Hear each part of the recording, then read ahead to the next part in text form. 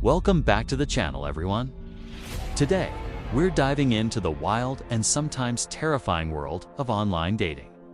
Specifically, we're talking about Tinder. While many people find love, friendship, or at least a decent date, others, well, they collect stories that sound like they're straight out of a horror movie. I've gathered 3 of the most chilling, creepy, and downright bizarre Tinder date stories that will make you think twice before you swipe right again. So, grab your popcorn, maybe turn on an extra light, and let's get into these tales of modern dating gone wrong. Our first story comes from a user named Chloe. Chloe matched with a guy named Mark. His profile was pretty normal. He loved hiking, had a cute dog, and his bio was witty. They chatted for a few days, and the conversation flowed easily. He seemed charming, intelligent, and funny. So, they decided to meet up for coffee at a popular local cafe. Chloe arrived first, picked a table, and waited. When Mark walked in, he looked just like his pictures, and the first 30 minutes were great. They laughed, shared stories, and everything felt completely normal. But then, the conversation took a weird turn. Mark started talking about his ex-girlfriend, not just mentioning her, but going into intense detail about their breakup. He described how he followed her for weeks after she ended things, just to make sure she was okay. He'd sit in his car outside her apartment and watch her come and go. He even admitted to creating fake social media profiles to keep tabs on her. Chloe, understandably, started to feel a knot in her stomach. She tried to change the subject, but Mark kept circling back, his tone growing more and more intense. He wasn't yelling or being aggressive, but there was a chilling obsession in his voice. Chloe made an excuse about having to meet a friend and quickly got up to leave. As she walked away, he called out, "I already know where you live, Chloe. I saw it on your profile's location tag." She didn't look back. She ran to her car, locked the doors, and drove away, heart pounding. For the next 2 weeks, she would see his car parked down the street from her house at odd hours of the night. She reported him to the police and to Tinder, but the feeling of being watched lingered for a long, long time. It's a terrifying reminder to be incredibly careful about the personal information you share, even small details. Next up, we have a story from Liam. Liam was new to his city and was using Tinder to meet people. He matched with a woman named Sarah. She was beautiful, an artist, and seemed really cool and alternative. They hit it off immediately, bonding over their shared love for obscure bands and vintage films. After a week of non-stop texting, they planned their first date. Sarah suggested they meet at her art studio for a private viewing of her latest collection before heading out for dinner. Liam thought it sounded unique and romantic. He arrived at the address she sent, which was a large industrial warehouse building. She met him at the door and led him inside. Her studio was impressive, filled with huge, abstract canvases. But as she started showing him her work, he noticed a theme. Every single painting was a portrait of the same man, depicted in increasingly disturbing ways. In some, he was crying. In others, he was trapped in a box. In the final, most massive painting, the man was shown with his eyes scratched out. Liam nervously asked, "Who's the guy in the paintings?" Sarah smiled, a strange, distant look in her eyes, and said, "Oh, that's my ex. He left me. I just can't get him out of my head, so I paint him. It helps me feel like he's still with me." Just then, Liam's phone buzzed. It was a text from a number he didn't recognize. It read, "Get out of there. She's not stable. I'm the guy in the paintings. She's been stalking me for a year." Liam's blood ran cold. He looked at Sarah, who was still staring lovingly at the disfigured portrait. He muttered something about a family emergency, practically sprinted out of the studio, and didn't stop running until he was several blocks away. He blocked her number, deleted his Tinder profile, and spent the rest of the evening triple-checking the locks on his doors. That date was not just his last Tinder date, but his last date for a very long time. Our final story for today is perhaps the most unsettling of all. It comes from a woman named Maya. Maya matched with a guy who seemed perfect on paper. He was a doctor, volunteered at an animal shelter, and had a smile that could light up a room. Let's call him Dr. David. They decided on a classic dinner date at a nice Italian restaurant. The date started off wonderfully. He was even more handsome in person, articulate, and a perfect gentleman. He pulled out her chair, listened intently to her stories, and made her feel like the only person in the room. Towards the end of the meal, Maya mentioned that she wasn't feeling great and had a slight headache. David, being a doctor, immediately showed concern. He said, "Oh, I might have something for that in my car. It's just a strong, over-the-counter pain reliever I always keep on hand. Let me go get it for you." Maya, trusting him completely, said thank you. He returned a minute later with a small, unmarked pill and a bottle of water. "Here you go," he said, with a reassuring smile. "You'll feel better in no time." Maya was about to take it, but something in the back of her mind screamed no. It was just a gut feeling, an instinct she couldn't explain. She pretended to put the pill in her mouth, taking a sip of water, but palmed it instead. She thanked him, and they finished the date shortly after. He walked her to her car, and everything seemed normal. But Maya couldn't shake the weird feeling. When she got home, she decided to use a home drug testing kit she had. Don't ask why, she just did, to test the pill. She crushed it, mixed it with water, and tested it. The results came back positive for a powerful sedative, a type that is commonly used as a date rape drug. It was not an over-the-counter pain reliever. Her blood froze. She had come so close. She immediately contacted the authorities and provided them with the pill and all of David's information. The investigation revealed that he was not a doctor. In fact, he had a criminal record for similar offenses. He was a predator hiding behind a carefully crafted, perfect profile. Maya's story is a chilling lesson in trusting your gut. That little voice of intuition, that unexplained feeling of wrongness, can sometimes be your most powerful defense. So there you have it.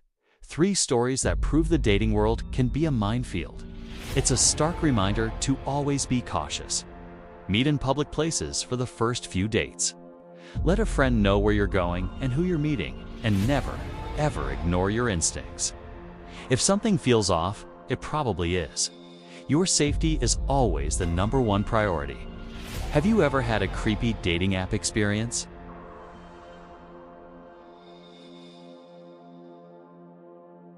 Let's learn from each other and stay safe out there. Thanks so much for watching. If you found these stories as creepy as I did, hit that like button and subscribe for more content. See you in the next one. I'm sure many of you have used dating apps before. You swipe, you match, you chat, and maybe you even meet up. Most of the time, it's pretty harmless, right? You might have a slightly awkward coffee or a dinner where you realize you have absolutely nothing in common. But what I'm about to share is on a whole other level. This isn't just a bad date story. It's a tale that genuinely made me question ever swiping right again. It all started on a pretty normal Tuesday. I matched with this guy on Tinder. Let's call him Alex.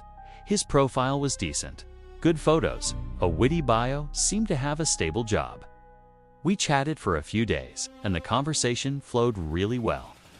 He was charming, funny, and seemed genuinely interested in getting to know me. He suggested we meet up for dinner that Friday at a trendy Italian place downtown. I was excited. It felt like this could actually go somewhere. Friday night arrives. Get to the restaurant, and he's already there, sitting at a nice table. In person, he was just as handsome as his pictures, maybe even more so. The first hour was great. We laughed, we shared stories, and the chemistry felt real. He talked a lot about his job in finance and his passion for travel. He seemed almost perfect. And that's when the first little red flag popped up, so tiny I almost missed it. He asked me what my biggest fear was. It's a bit of a deep question for a first date, but I played along. I told him something generic, like spiders or heights. He just smiled, a really strange, knowing smile, and said, "That's interesting." He didn't share his own fear, just changed the subject. It was a little odd, but I brushed it off. The rest of the dinner was fine, and he insisted on paying, which was nice. As we were leaving, he asked if I wanted to go for a walk. It was a nice evening, so I agreed. We started walking through a nearby park, and the conversation got a bit more personal.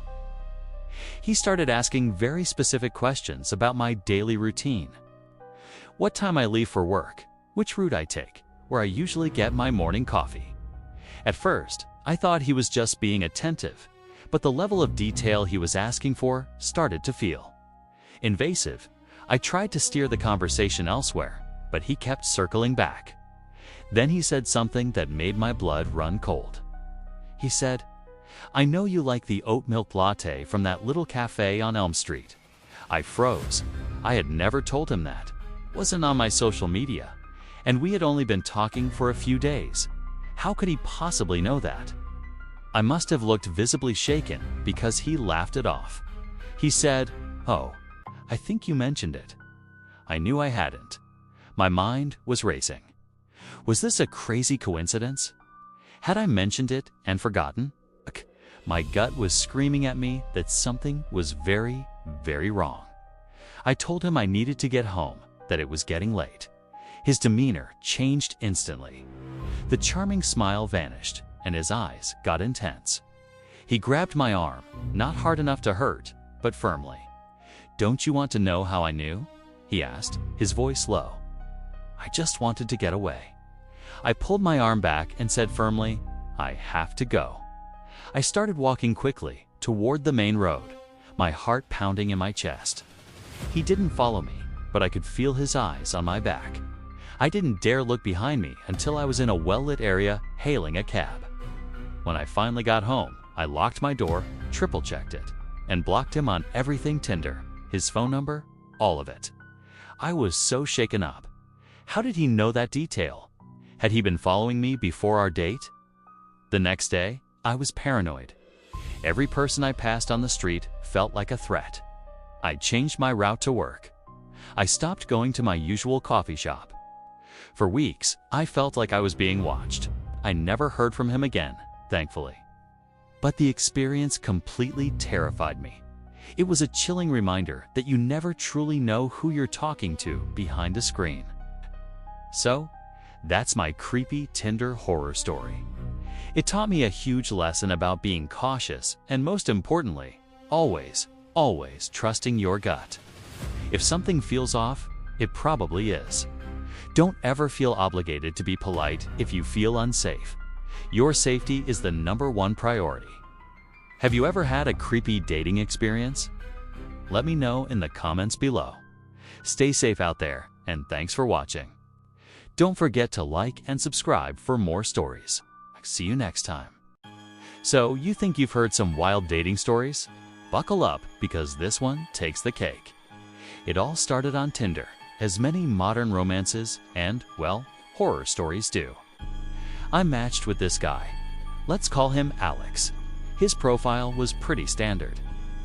Decent photos, a witty bio seemed normal enough. We chatted for a few days, the conversation flowed, and he seemed genuinely interested in getting to know me. He asked if I wanted to grab coffee, and I thought, why not? We met at a cute little cafe downtown. The first 10 minutes were great. He was charming, funny, and looked even better in person. But then, things started to get weird. He began talking about his ex. Not just mentioning her, but going into excruciating detail about their breakup. He told me how she left him, how he couldn't get over her, and how he still checks her social media every single day. I tried to steer the conversation elsewhere, asking about his hobbies, his job, anything else. But it was like a boomerang. Everything came right back to his ex. He then pulled out his phone and started showing me pictures of them together. "See how happy we were?" he'd say, his voice getting a little shaky. At this point, I was practically swimming in red flags. I was trying to be polite, nodding along while mentally mapping out my escape route. He then said something that made my blood run cold. He looked me dead in the eyes and said, "You know, You look a lot like her. That's why I swiped right. I just froze. Felt like I wasn't there as a person, but as some kind of replacement. The conversation somehow got even more bizarre.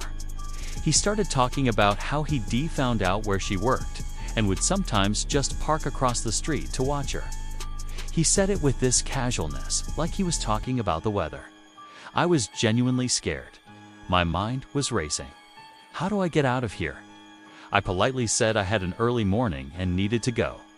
He seemed disappointed, but didn't argue. As I was getting up to leave, he grabbed my arm. Not aggressively, but firmly enough that it sent a jolt of panic through me. He looked at me with these intense, pleading eyes and said, "Please, just give me a chance. I know we can be happy, just like she and I were." I gently pulled my arm away, mumbled something about needing to use the restroom, and practically sprinted out of the cafe. I didn't even look back. I just walked as fast as I could to my car, got in, locked the doors, and drove away. When I got home, I immediately blocked him on Tinder, blocked his number, which he'd gotten when we confirmed the date, and just sat on my couch, shaking. It was the single most unsettling and creepy dating experience of my life. It taught me a huge lesson. Always trust your gut. If something feels off, it probably is. And maybe, just maybe, take a little break from dating apps now and then. So, that's my Tinder horror story. I hope none of you ever have to experience anything like it. Thanks for listening. Stay safe out there